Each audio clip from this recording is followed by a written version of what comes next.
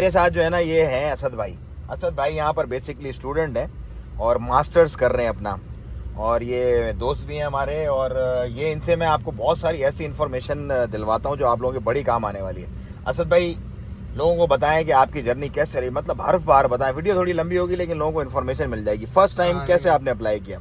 First time भाई मैंने ऐसे अप्लाई किया, इनकी वेबसाइट चेक की, जो यहाँ यूएस में यूनिवर्सिटी थी उनकी रिक्वायरमेंट देखी, क्या क्या रिक्वायरमेंट है। हाँ। तो उसके लिए पहले इनकी रिक्वायरमेंट थी इंग्लिश। तो पहले मैंने इंग्लिश का एग्ज़ाम दिया, जिसमें मुख्तलिफ एग्ज़ाम होते हैं, आयल्स होते हैं और टोफिल होते हैं। लेकिन मेरे टाइम पे जब था कोविड था तो इन्होंने एक अल्टरनेटिव निकाला था, डुओलिंगो। हाँ, डुओलिंगो की अपॉर्चुनिटी लेते हुए मैंने वही डुओलिंगो किया। और डुओलिंगो पास करने के बाद जो है ना, मैंने जो इनके अदर डॉक्यूमेंट थे वो किए। उनके बाद अप्लाई किया, और डॉक्यूमेंट जो इनको चाहिए होते हैं वो मतलब कि सर्टिफाइड यूनिवर्सिटी की तरफ से सर्टिफाइड होते हैं, वो इनको चाहिए होते हैं। तो आपकी कोई यूनिवर्सिटी कौन सी थी आपकी? Lamar university. और एक लमार पाकिस्तान में? हाँ, नहीं, पाकिस्तान में तो मेहरान यूनिवर्सिटी। मेहरान यूनिवर्सिटी से इंजीनियरिंग की हुई थी हाँ, आपने? Chemical engineering. उसके बाद फिर जो है ना, मैंने यहाँ पे अप्लाई किया। तो इनको कुछ डॉक्यूमेंट चाहिए होते हैं, जैसे आपकी ट्रांसक्रिप्ट हो गई, या आपके पास जो है यूनिवर्सिटी का सर्टिफिकेट है, पास सर्टिफिकेट हो गया, या डिग्री का सर्टिफिकेट हो गया। तो वो सील करा के इनको आपने सेंड करना होता है। उसमें दो ऑप्शन होते हैं कि इलेक्ट्रॉनिक्स करो या मतलब कि मेल के थ्रू करो। वैसे पाकिस्तान में तो मुझे पता नहीं है कि कोई भी इलेक्ट्रॉनिक्स करती है, शायद करती होगी, लेकिन मेरी यूनिवर्सिटी नहीं करती थी उस टाइम। तो मैंने वहाँ से जाके सर्टिफाइड कराए, उसको सील कराए, उसके बाद इनको सेंड किया। तो इन्होंने तकरीबन लिए होंगे 5-6 दिन या एक हफ्ता मिनिमम, मैक्सिमम। अच्छा। तो उसके बाद इन्होंने ऑफर लेटर निकाला कांग्रेचुलेशन का। लेकिन मुझे उसका बताएं, यूनिवर्सिटी इजीली कर देती है या मतलब खुद से करें बंदा, या उनको यूनिवर्सिटी पे रिलाई करे? आपने कैसे किया? नहीं, मैंने खुद ही बंदा करता है। मतलब कि अगर जो ग्रेजुएट है, अंडर ग्रेजुएट किया हुआ है, उसको मतलब कि इतना तो पता होना चाहिए कि कैसे करते हैं, क्या करते हैं। तो डॉक्यूमेंट ले वहाँ से और हार्ड कॉपी उसकी ट्रांसक्रिप्ट की निकलवाए, और फिर उसके बाद उसको सर्टिफाइड कराए, मतलब कि अटेस्ट करवाए, सील इनवॉल्व में करा के ओके, और सेंड करना पड़ता है। और हार्ड कॉपियाँ यूनिवर्सिटी का जो एड्रेस मिलता है आपको फॉर्म भरने के बाद, उसके ऊपर सेंड कर दो यूएस में। हाँ, सही है। मतलब कि उसकी वेबसाइट पे लगा होता है कि किस मेल पे आपको सेंड करनी है। अच्छा, मतलब प्रोसीजर पूरा आपको वेबसाइट से मिल जाता है, A to Z मिल जाता है। वो भाई प्रोसीजर मतलब कि आपको इंग्लिश आनी चाहिए थोड़ी बहुत। हाँ, बाकी तो कोई मसला नहीं है। अच्छा, उसके बाद आपके कितने दिन में यहाँ डॉक्यूमेंट्स पहुँच गए? मेरे डॉक्यूमेंट तकरीबन मैंने DHL के थ्रू सेंड किए थे, तो मेरा 4-5 दिन लगे थे। ओके, उसके बाद फिर क्या हुआ? उसके बाद जो है ना, इन्होंने एडमिशन लेटर दिया। एडमिशन लेटर देने के बाद जो इन्होंने दिया कि आपको चाहिए होगा जो आपका इनकम जो है ना, अकाउंट का जो मतलब कि इनका लगता है कि एक साल में आपका कितना खर्चा होगा, उतने पैसे आपको होने चाहिए बैंक अकाउंट में। अच्छा। उतने नहीं, उससे ज़्यादा ही होने चाहिए। तकरीबन ऐसा करते हैं कि 1.5 से मल्टीप्लाई करते हैं, उतने पैसे तो आपके अकाउंट में होने चाहिए।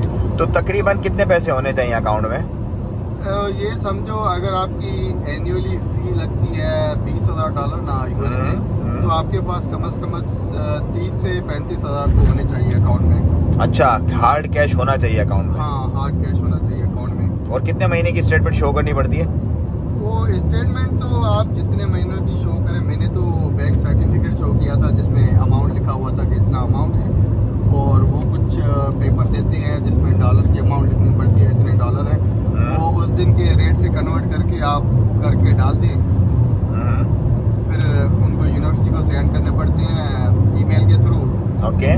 उसके बाद जो है वो एक I-20 इशू करते हैं, जो डॉक्यूमेंट होता है कि इस बंदे के पास मतलब कि इतना पैसा चाहिए, इसके पास इतना पैसा अवेलेबल है, तो वो I-20 अवेलेबल करते हैं। उसके बाद आपको जो है ना वीज़ा प्रोसीजर करना पड़ता है।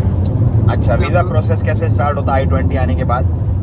वो आप पहले भी कर सकते हैं। I-20 आने से पहले आपका DS-160 बढ़ता है, लेकिन उसमें एक चीज़ होती है, एक I-20 के ऊपर ID लगी होती है जिसकी ज़रूरत पड़ती है। अच्छा, DS-160 में डालना पड़ता है वो? हाँ, वो डालना पड़ता है। उससे पहले एक और चीज़ भी करनी पड़ती है, एक और फी होती है इनकी, $350 समथिंग फ़ी होती है। हाँ, अभी वो बोलते हैं सेविक फ़ी बेसिकली कुछ होमलैंड सिक्योरिटी डिपार्टमेंट की फ़ी होती है, अच्छा। वो भी आपकी भरनी पड़ती है। वो एक्चुअली फ़ी होती है I-20 की। I-20 हाँ। की, ओके। वो आपको भरनी पड़ती है, तभी आपका I-20 इशू होता है। सही है। हाँ। फिर उसके बाद उसके बाद जो है ना, वो आपका वीज़ा प्रोसीजर जो होता है, अगर आप खुद से करना चाहे तो खुद से भी हो सकता है। आजकल तो यूट्यूब की वीडियो बनी हुई है, हर जगह पे वीडियो है कि कैसे कैसे करना है, क्या क्या भरना है, इजीली हो जाता है। सही है। तो मैंने वहाँ से यूट्यूब से वीडियो देख के मैंने अपना DS-160 जो फॉर्म था वो फिल किया। सही। उसमें सारा इन्फॉर्मेशन लिखना पड़ता है, लेकिन आपको ख्याल रखना पड़ता है कि आप जो भी लिख रहे हैं वो आपने याद करना होता है। अच्छा, इंटरव्यू में काम आता है। इंटरव्यू में एक्चुअली वही पूछते हैं जो आपने DS-160 में बना हुआ है। तो इसके लिए भी DS-160 फॉर्म ही भरना पड़ता है, मतलब हाँ, वही B1 B2 वाला।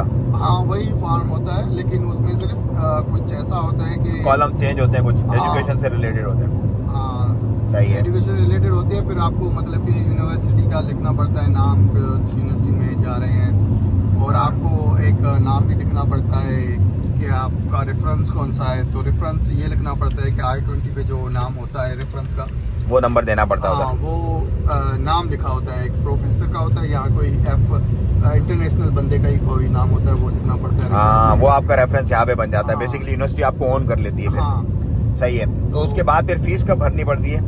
फीस वो DS-160 भरने के बाद जो है ना, वो आपको एक फॉर्म देंगे।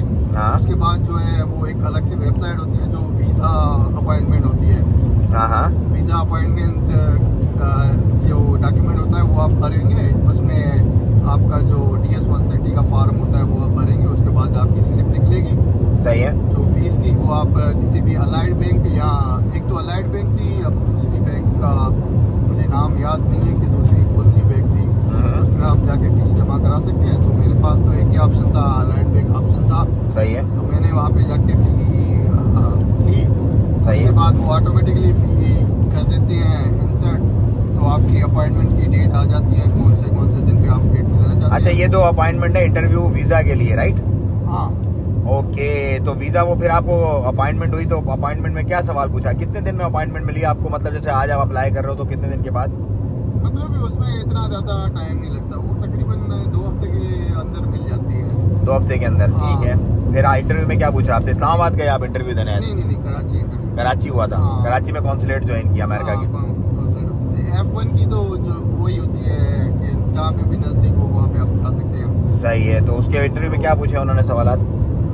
इंटरव्यू में सवालात पूछे कि आप पहला सवाल, पहले जो अंदर जाते हैं, पहले सिक्योरिटी चेक इन होता है। हाँ।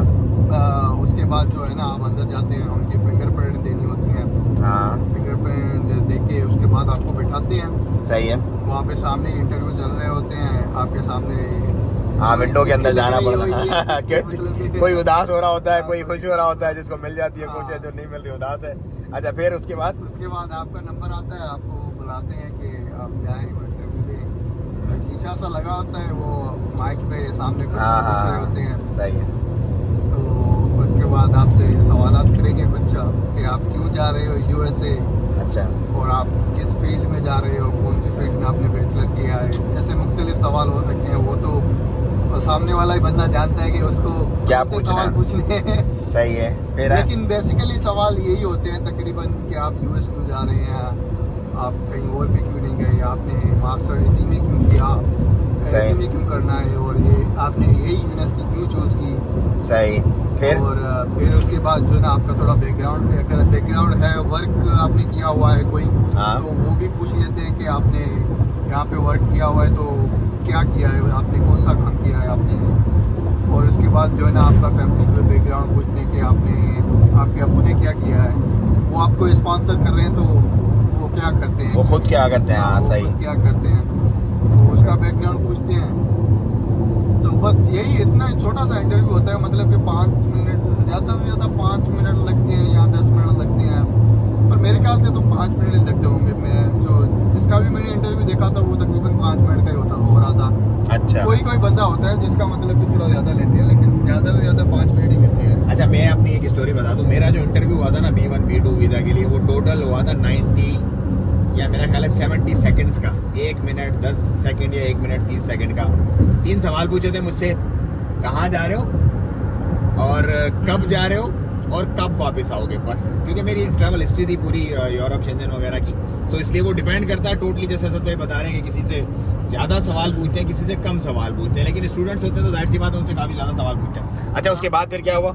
वीज़ा बाद जो है ना मुझे एक स्लिप निकाल के दी, हाँ। पासपोर्ट रख लिया हाँ, और उसने बोला कि आपका वीज़ा बस ये जो लकी लोग होते हैं ना उनका पासपोर्ट रखते हैं, बाकियों को उसी वक्त जो है ना वो डाल के हाथ में से सलाम वालेकुम, एलियन लिखा होता है उसके ऊपर कि you are an alien and aliens are not allowed to enter.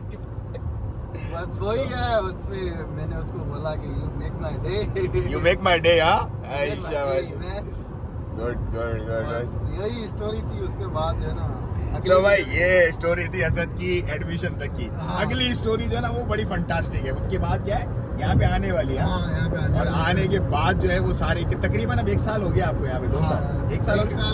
कुछ महीने हो गए। 1 साल कुछ महीने हो गए। इस 1 साल कुछ महीने में किस तरह सरवाइव किया, क्या स्ट्रगल चल रही है, क्या आगे के प्लान है, ये चीज़ें हम अभी इधर ही शेयर करते रहेंगे आप लोगों के लिए। इंशाल्लाह आप आगे शेयर करते रहें लोगों में। सो दुआओं में याद रखें असद भाई को, मुझे और तमाम देखने वालों को। अपना ख्याल रखिएगा, चैनल को सब्सक्राइब करें। अस्सलाम वालेकुम रहमतुल्लाह।